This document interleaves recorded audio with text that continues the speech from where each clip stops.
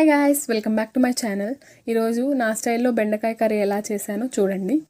ముందుగా స్టవ్ మీద ప్యాన్ పెట్టి బెండకాయని ఫ్రై చేసుకోండి. 1 టేబుల్ స్పూన్ ఆయిల్ వేసి, తర్వాత స్టవ్ మీద కడాయి పెట్టి ఆయిల్, ఆనియన్స్, కరివేపాకు వేసుకొని ఫ్రై చేసుకోండి కొద్దిసేపు. అవి ఫ్రై అయిన తర్వాత అల్లం వెల్లుల్లి పేస్ట్ వేసుకొని ఫ్రై చేసుకోండి. కొంచెం సాల్ట్ కూడా యాడ్ చేసుకోండి. తర్వాత పసుపు యాడ్ చేసుకోండి.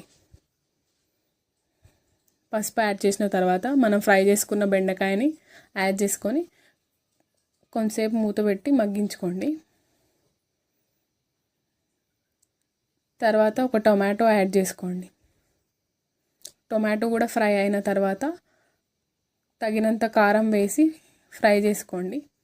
లాస్ట్లో గరం మసాలా వేసుకుంటే ఎంతో టేస్టీ అయిన బెండకాయ కర్రీ రెడీ.